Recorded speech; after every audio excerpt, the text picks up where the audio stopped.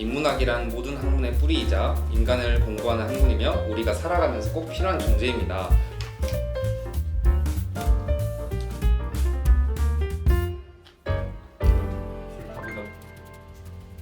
안녕하세요. 인문작가 스튜디오의 배정현, 송주찬입니다. 또 새로운 한 해가 밝았네요. 주찬 씨는 민족 대명절이 설날 때 어떤 걸 하셨나요? 저는 조상님께 차례를 지내고 떡국을 먹었어요. 저는 오랜만에 고향에 내려가서 가족들과 함께 게임을 하고 즐겁게 보냈어요. 아, 그렇군요. 우리나라의 설날처럼 세계 각도 저마다의 고유의 명절이 있습니다. 오늘 저희 인문잡학 스튜디오가 다룰 내용은 바로 각 나라의 명절입니다. 일단 가까운 나라부터 출발할까요?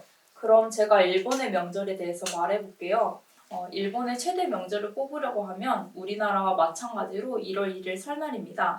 일본 최대 명절 오쇼가스는 양력 정월 초하루인 1월 1일 새해 첫날에 기념하는 일본의 설날인데요.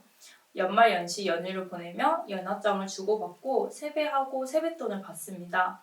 존이라는 새해 음식을 먹으면서 신사나 절에 방문해 새해의 무사와 안녕을 빌곤 한답니다.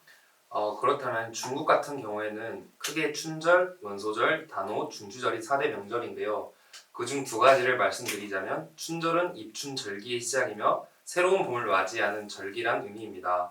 법정 휴가 기간이 3일이고 지역과 직종별로 일주일에서 15일의 최대 휴가를 부여합니다. 한 해를 지키는 쇼세이, 폭죽 터뜨리기, 새해맞이 사찰 방문, 새해 방문 인사 바이니엔, 세뱃돈과 성격이 같은 야세이 치엔 주고받기 등이 있습니다. 두 번째인 중추절은 음력 8월 15일로 우리나라와 추석과 같은데요. 대표적인 전통 풍속으로 배월, 상월, 월병 먹기 등이 있습니다. 배월은 풍년을 기원하며 달의 신에게 제사를 빚는 것이고 상월은 둥근 보름달을 보며 가족의 안녕과 행복을 기원하는 우리나라의 달맞이에 해당된다고 합니다. 네, 이렇게 동북아시아라고 불리는 중국, 일본의 명절을 알아봤는데요. 나라가 인접하고 오래전부터 역사적으로 많은 연관이 있어서 그런지 우리나라와 상당히 비슷한 모습들이 많았어요. 그렇다면 이번에는 서양 쪽으로 한번 가볼까요? 미국에 대해서 이야기해 주시겠어요? 네, 미국은 전통적으로 12월 25일 크리스마스와 11월 넷째 목요일을 추수감사절을 가장 중요한 명절로 기념해요.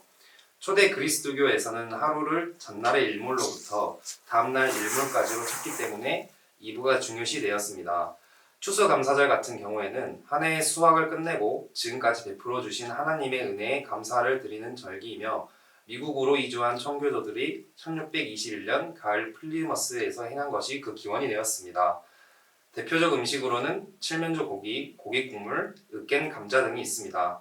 오늘날 이 두 명절의 공통점은 멀리 떨어져 있던 가족들이 한 곳에 모여 식사를 함께하고 즐거운 시간을 보내는 것에 의의를 두고 있습니다.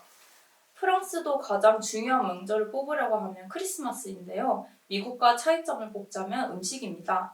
프랑스에서 크리스마스 식사는 전통적으로 다음과 같이 구성이 되는데요. 간단한 식전주 후 굴, 푸아그라, 달팽이 또는 훈제 연어와 같은 음식으로 시작합니다. 푸아그라를 먹고 싶지 않은 사람들을 위해 가짜그라라고 불리는 채소를 기반으로 만든 대체 음식도 있다고 하는데요. 메인 코스는 프랑스식 순대를 동반한 칠면조 요리입니다. 마지막으로 테이블에서 가장 인기 있는 디저트는 시럽에 적신 스펀지 케이크와 대표적인 크리스마스 통나무 케이크입니다.